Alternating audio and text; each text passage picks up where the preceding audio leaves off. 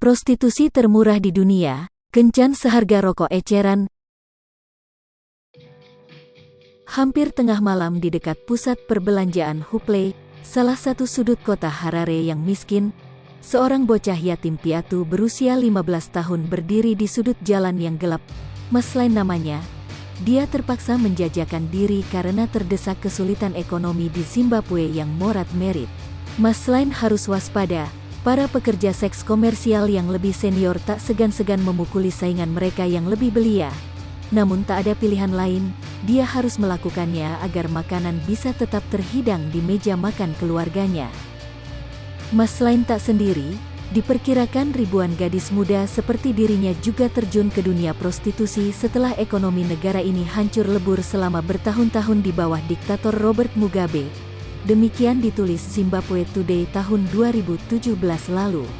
Kedatangan para PSK yang belia ini juga disambut protes para senior mereka di jalan. Para PSK yang sudah berumur terpaksa membanting harga hingga $2 Amerika Serikat sekali kencan, atau cuma Rp26.000 jika dikurs ke rupiah. Tarif ini disebut salah satu yang termurah di dunia. Padahal dulu kami mendapat $10 Amerika Serikat, sekitar Rp135.000 sekali kencan, keluh Malaika, seorang PSK berusia 37 tahun. Kini untuk mendapat $10 Amerika Serikat mereka harus bekerja sepanjang malam, seringnya malah mereka mendapat jauh lebih kecil dari itu. Undang-Undang Zimbabwe tahun 2015 melarang polisi untuk menangkap para PSK yang berkeliaran di jalan. Awalnya para PSK ini senang, namun kemudian mereka kecewa karena jumlah wanita yang turun ke jalan terus bertambah setiap hari. Saingan mereka pun makin banyak. Situasinya makin memburuk. Para wanita muda membuat bisnis ini makin sulit, keluh Malaika. Prostitusi di Zimbabwe.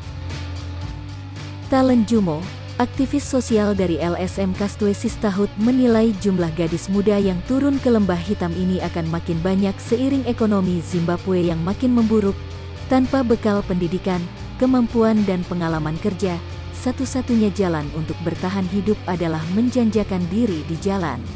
Banyak bocah di bawah umur dan wanita muda terpaksa melakukan ini karena terdesak kebutuhan dasar untuk mendapatkan makanan, kata Jumo. Prostitusi di sekolah. Prostitusi di Harare tak cuma soal para PSK di jalan. Yang mengejutkan, praktik ini juga terjadi di beberapa sekolah asrama di ibu kota Zimbabwe ini. Para sopir taksi berperan sebagai muncikari untuk para gadis belia ini. Menjelang tengah malam, sopir akan datang ke gerbang asrama. Sejumlah siswi sudah siap di sana.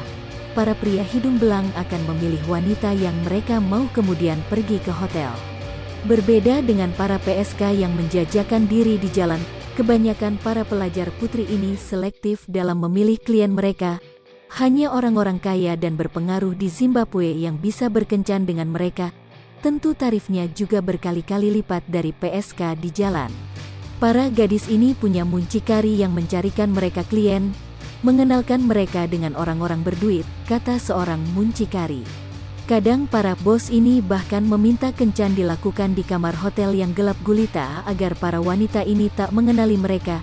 Tentu para pria ini malu jika suatu hari mereka tampil di TV dan di media massa dan dikenali oleh para PSK yang mereka sewa. Lalu apa motif para gadis muda terpelajar ini menjajakan diri? Mereka melakukan itu untuk mendapatkan sesuatu yang tak bisa dibelikan orang tua mereka, seperti ponsel atau pakaian bermerek. Tapi kebanyakan mereka melakukan ini karena uang, kata si muncikari. Ya, ini semua soal uang, tutupnya.